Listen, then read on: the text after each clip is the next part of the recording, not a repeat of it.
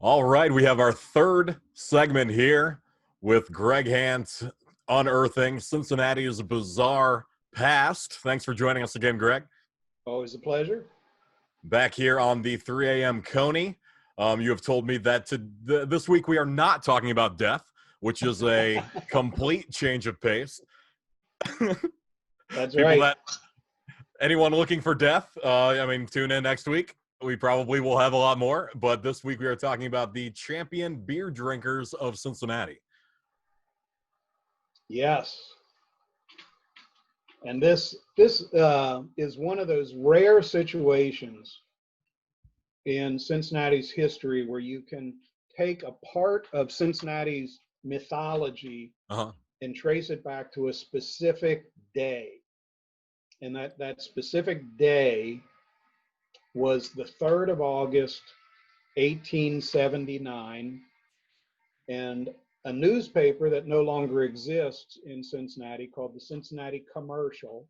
The Cincinnati Commercial published a front page story called Big Beer Drinkers, Remarkable Feats of Local Guzzlers. And this article was picked up by the New York Times. It was picked up by the Chicago Tribune. Wow. This went nationwide. But before we talk about that specific article, we need to provide kind of the context for it. 1879, Yep. Cincinnati was first settled in 1788. So this is not quite 100 years after Cincinnati was founded. If you go down to the river, if you're down there by the parks, you're going to come to Yateman's Cove. And Yateman was a person. Griffin Yateman was one of the early settlers of Cincinnati. Griffin very quickly became kind of the center of Cincinnati society because Griffin Yateman was Cincinnati's first saloon keeper.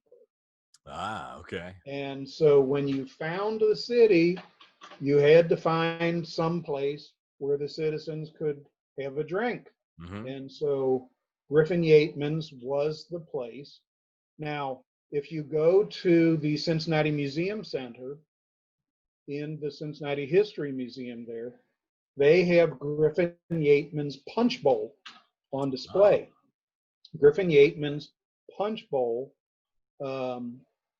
contained 8 gallons of punch. Wow.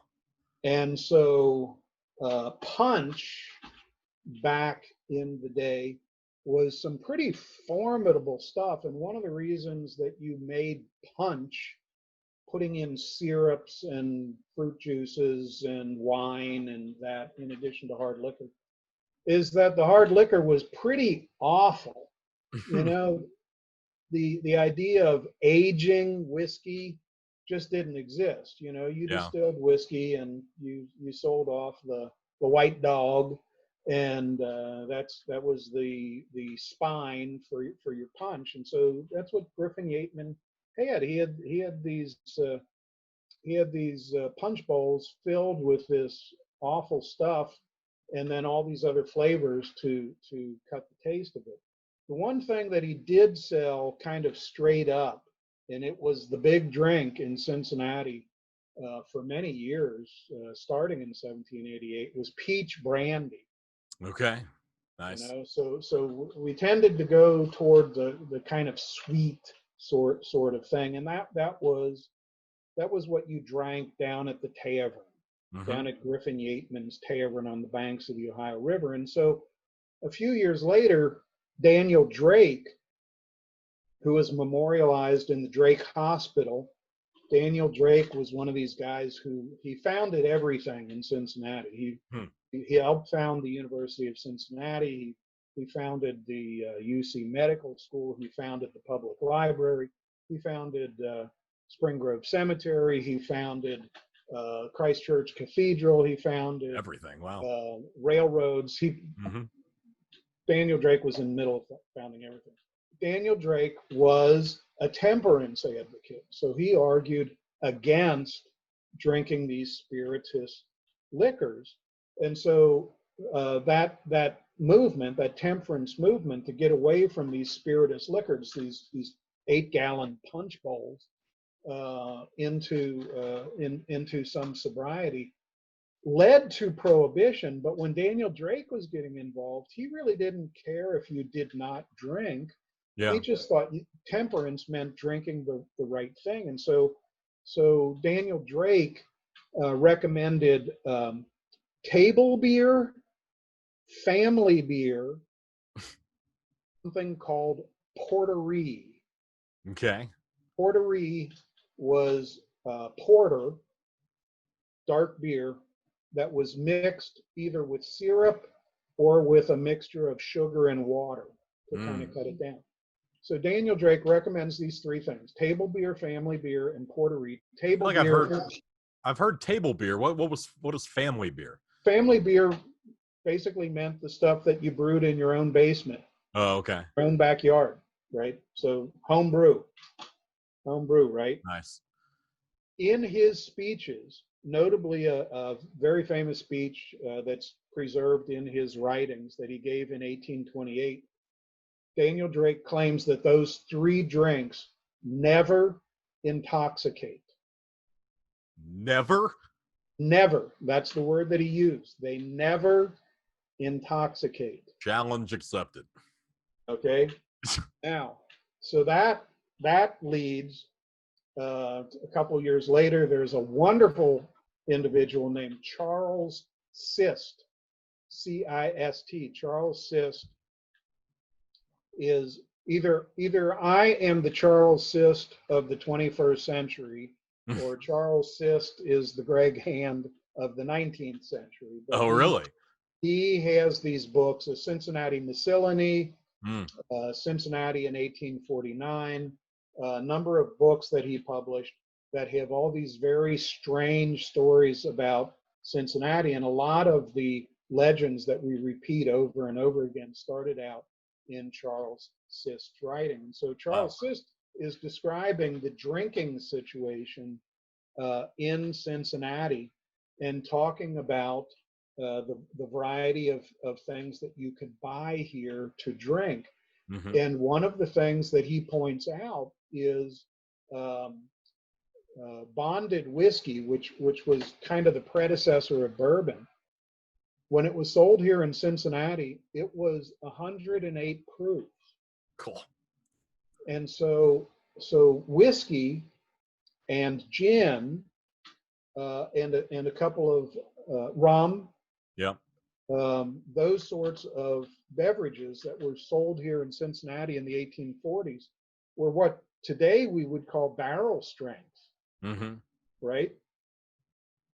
And then he goes through a number of wines, Madeira wine, sherry, those sorts of things that were like 20% alcohol or 40 proof. We go through those. And then he gets into the beers, and the beers in comparison seem like soda pop. Right. Right. And so Charles Sist describes in particular a doctor of his acquaintance who drank every day for a long period in his life 5 gallons of lager beer. Every day. Every day. 5 gallons.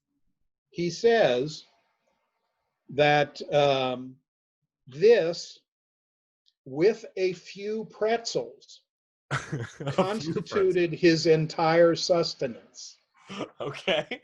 So this is a medical doctor. Yeah. The guy who's giving you advice on what to do with your diet and that sort of thing. Drinking pretzels 5 gallons of beer and eating a few pretzels, and that's what he's sustaining himself in. So sounds fine to me. This is kind of the background Yeah. For the environment in which the Cincinnati Commercial in 1879 publishes this story, Big Beer Drinkers, Remarkable Feats of Local Guzzlers. And the author of this article starts out on McMicken Avenue at a fire station where there's a fireman named Peter Farbaugh. And the deal with Peter Farbaugh, who his role in the fire station, this was before motorized vehicles. He was the one who led the horses. He was the one who drove the horses, Okay. carrying the fire engine behind the horses. So Peter Farbaugh, every single day at noon, when the church across the street was ringing the hour, would drink a glass of beer at every stroke. Every hour. So no, every stroke. Every So this is stroke. it's ringing noon. So it's going bong, Oh. bong, bong. The commercial measured his cup and they determined that 12 glasses of beer, allowing for the foam, constituted a gallon and a half. Oh. Okay, so this every noon, this guy, while the bell is ringing, drinks a gallon and a half of beer. Wow. That's the start of the article. That's the start. Peter. That's the beginning. I kept hearing Peter Fireball, but yeah, Peter, that's right. it sounds like someone that goes hard. Yeah, Peter Fireball. And so that fire station happened to be just up the hill from the Sohn Brewery. That's Sohn, J.G. Sohn. And again, a doctor gets involved in this story because there's a doctor named Neffler, who was a good friend of Mr. Sohn, Johann Sohn, who lived on Mohawk Street. And Dr. Neffler came over to have dinner with Johann Sohn. And in the course of that dinner, he drank an entire keg of beer. In one dinner. At one dinner. The standard keg of beer in Cincinnati at this time is 8 gallons. So this doctor, over dinner, and presumably a somewhat leisurely dinner, but he's not sitting there just chugging. in a course of a couple of hours, drank 8 gallons of beer. Wow. The article says that Dr. Neffler, everybody knows, is quite obese, but no more so than before he started drinking a lot of beer. And basically, he was a fat guy before he was drinking beer. Yeah. The only visible effect which his enormous consumption of beer has had upon him is that it has seriously reduced him financially. Yeah. So, like, if every night at dinner you got to have 8 gallons of beer, that's a lot of beer. Yeah, if you're having a keg at dinner, that's going to be a little more expensive than just the casual. Indeed. Wow. So then we go down to Elm Street, Elm and Elder, and so that's in the Findlay Market area, right? Yeah. And there is a horse trader operating there near Findlay Market, a guy named Henry Dielisht. And Henry Dielisht was famous in his neighborhood there around Findlay Market, because every single day while he was at his barn selling horses, buying and selling horses, he drank 100 glasses of beer. Every day. Every single day. And again, measuring the size of his glass and the estimate and all that, this was something like 9 gallons of beer a day during his work hours.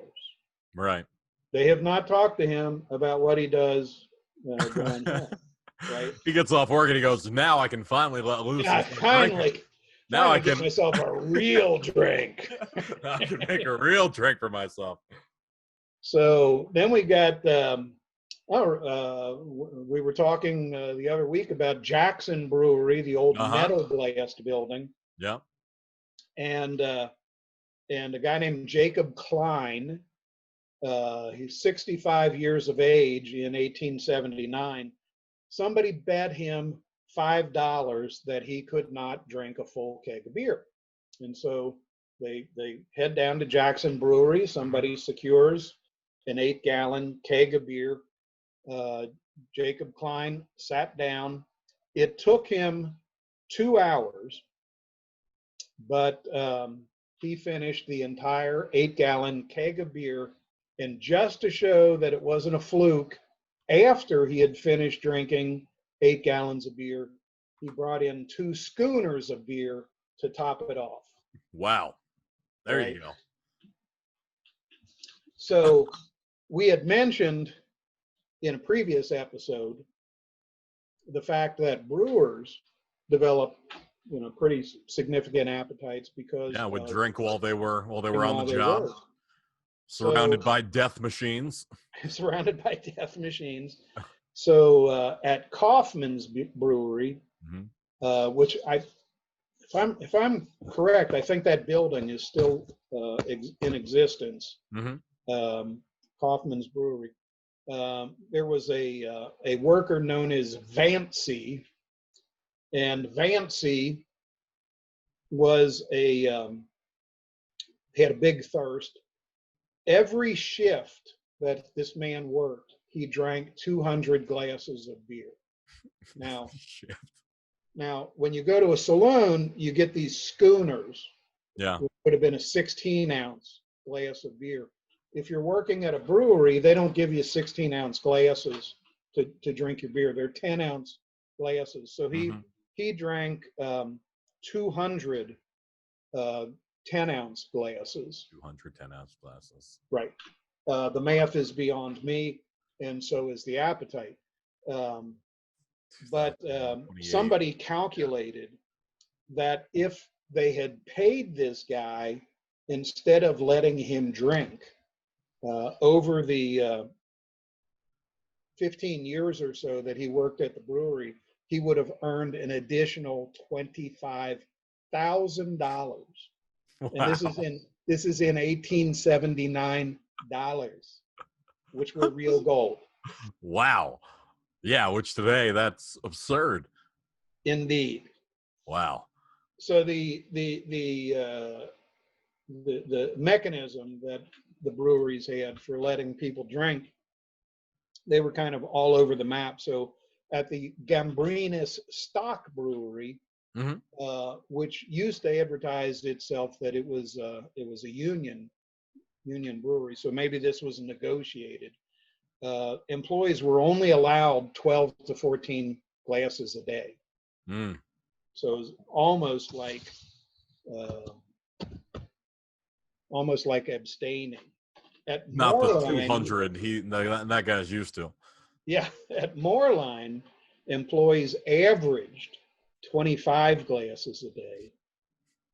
At the Sohn Brewery that we've referenced before, there was no limit. They brought out 5 kegs, 40 gallons of beer for 30 employees. Wow. 40 gallons of beer every single day for 30 employees. So the employee average. When do they work if they're just drinking that much beer constantly? And then they had it was like rocket science at Jackson Brewery. What did it say? The men are allowed from 6 to 14 glasses each per day, depending on their age, their build, and the quality of the work that they do. Cards are placed in a rack behind the bar, upon which their names are written, just like time cards. Yeah. You go to the bar, you ask for a glass, and they pull down your card and take a look at it, and then punch the card. And when the number of holes corresponds to the number of drinks you're allowed, that's it. Wow. For you. Okay. And so that's the environment in which people are working. And then we get into the legal definition of intoxicating. right? Interesting. Yeah. So in May of 1882, a saloon keeper named Charles Myers, who had a saloon up and over the Rhine, was hauled into court because he violated the Sunday law. And this was standard practice. Yeah. You know, if you had a saloon, you violated the Sunday law. That was what you did. People were What off was work the on Sunday law? Yeah, the Sunday law meant you weren't allowed to sell alcoholic beverages on Sunday. That wouldn't fly in this day and age with the Bengals playing on Sunday. Right. No chance. And so if you take one of these tours, brewery tours, Mm-hmm.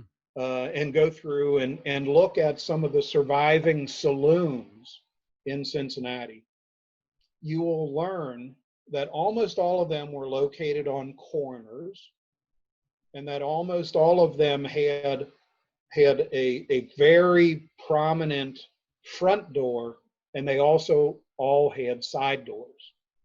And the deal was Monday through Saturday, you went to the big front door and you walked in and everybody greeted you, and it was just like cheers. On Sunday, you kind of snuck around to the side door. Yeah.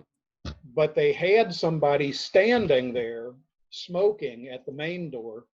From the main door, he could see both streets, and he could tell whether there was a cop coming. If there was a cop coming, he would signal to people, no, don't go in. Yeah. And they would pull down the shades and that sort of thing. And so Charles Myers was caught. He was violating the Sunday law. They hauled him into court. And the case was thrown out because they could not prove in court that beer was an intoxicating beverage. Okay. Okay. Just sody pop. Just sody pop Sundays. The way the law was written, Yeah. the Sunday law said you are not allowed to sell intoxicating beverages on Sunday. Charles Myers was selling beer and nothing else. And his defense was, this is not an intoxicating beverage. And so they brought in a chemist. I mean, this was an expensive trial. They brought in expert witnesses and that. What year was this? This was in 1882. Wow. And the chemist determined what the alcoholic content of the beer was, which was in the neighborhood of 4 to 5%. Yeah. And basically they brought in medical experts who said, yeah, 4 to 5%. No, you're not going to get drunk. Nothing. It's water. Yep. You're going to be full of beer and unable to drink anymore before you get to that part where it's going to make you drunk. Yeah. Well, that was the story that ran in the Cincinnati Commercial. Newspapers were much more interesting in Cincinnati back in the day, back when we had 7 daily newspapers in English. Yeah. Not to mention the 3 German newspapers, daily newspapers in German, nor the Italian daily newspaper. And so if the Commercial ran a story, it was very likely it was going to be answered just like a rap battle from that. You know, you have these answer articles. And so the Cincinnati Gazette heads down to the county jail, and they happened to pick a day when the drunk tank was filled with women. Okay. Not a male drunk in the bunch. They were all arrested on charges of public intoxication. And according to the women themselves, the only thing they had drunk was beer.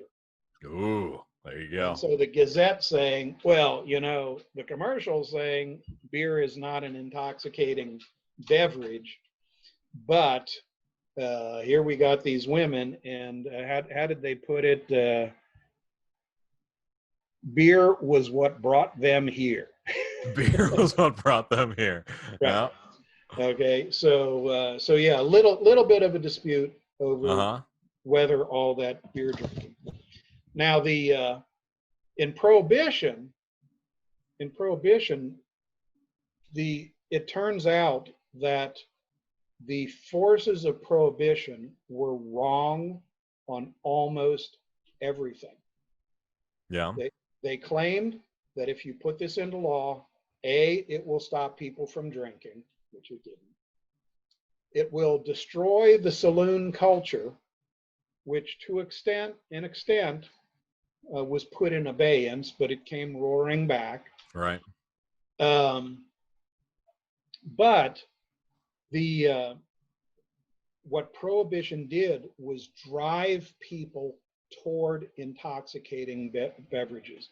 The reason was, in the context of this argument going on in Cincinnati, if you're going to move an illegal product around, you want to do it in a little tiny package. Yeah. You don't want this big giant beer truck trundling around the city. You want some schmo with a couple of suitcases who can bring the goods into your speakeasy.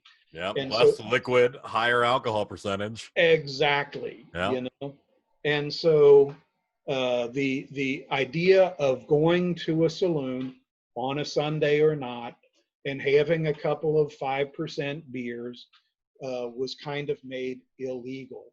And what people ended up doing was going to speakeasies and drinking these really high alcoholic content beverages. Wow. Now, let's go back to our friend Peter Farbaugh, the fireman. Peter Fireball. Peter Fireball, who drank the 12 glasses of beer at the stroke of 12 every day. Yeah. Every day. We got to give him the last word, because this story, as I said, it circulated all over the United States. Suddenly, Peter Fireball is pretty famous in Brooklyn and points around the United States. The people who reference this article almost never reference the letter to the editor that appeared 2 days later from Peter Fireball. Okay. He says, "Mr. Editor, never having undertaken to perform such a feat or being envious of the reputation for doing so, I wish to contradict it." So he claims that he did not actually drink 12 glasses of beer as the clock struck 12. He didn't have a rebuttal as to what he actually drank. He just disputed it. Just said he that just I didn't tried do it. to deny it. And to be perfectly honest, I think this note probably went to the newspaper in Mrs. Farbaugh's handwriting. You need to tell them. This is not the reputation you're going to. That's right. How can I face the ladies at church? Dragging the Fireball maid through the mud. There you go. That's amazing. But I have heard by reputation some young men who in fraternity initiations may have imbibed 8 gallons of beer at a time, but it tended to be light beer in those stories. Right. The soda pop of the 4% that wasn't actually considered an intoxicating beverage back in the day. Indeed. But I mean, for Cincinnati, with our German heritage, we have a high capacity for drinking anyway. We're gonna have to drink a lot of those 4%, or less of the higher percentage. But we still can drink a lot. I have been unable to locate a dependable, credible source for the amount of alcoholic beverages in general, or beer in particular, that people drink in Cincinnati today. Yeah. But I have found credible data on the amount of beer that Ohio drinks today, which comes out to about half a gallon per adult per week. Okay. Okay.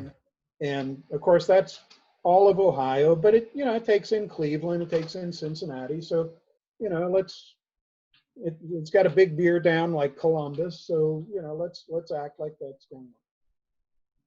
In 1850, when Charles Sist is doing his calculations, he came up with city of Cincinnati alone, beer alone, 1.5 gallons per week. So that's 3 times the amount of beer that we currently drink today. Wow.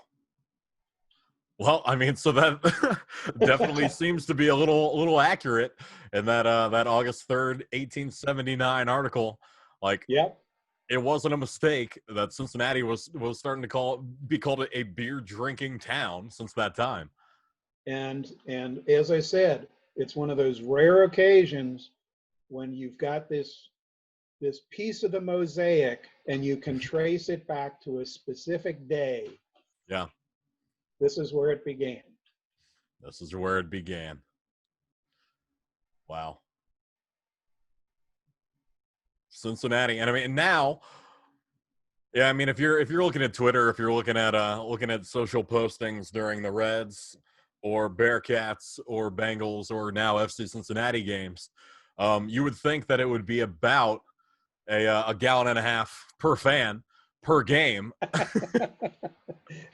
every single time that Cincinnati sports is on.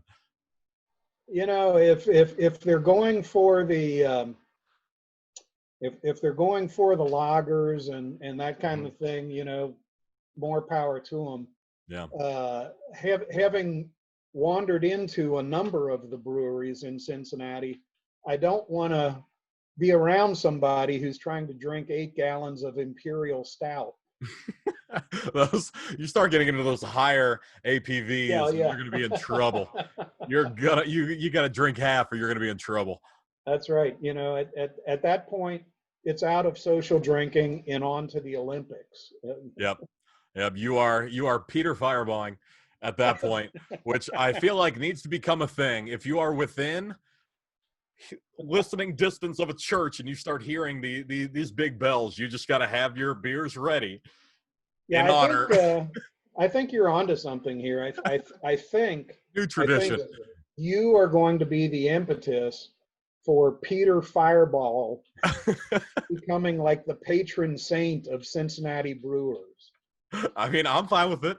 I'll keep that tradition alive. I'll see how many people follow through with it. We'll get one of the very talented cartoonists we have in Cincinnati this year to do the iconic drawing of Peter Fireball. There you go. At noon, Peter Fireball hour. That's right. Got to have the 12 beers ready. Tip 1 for Peter. Tip one for Peter, and then tip 11 more for Peter. Just because, even though his wife said that's not what he did, we all know what he did. Absolutely. That's amazing. Well, there you have it. That is the exact date that you can pinpoint in history. Cincinnati, known nationally from that point on, was considered a beer drinking town. Thank you, Greg, for joining us again, and that is an amazing story. Always a pleasure, Matt.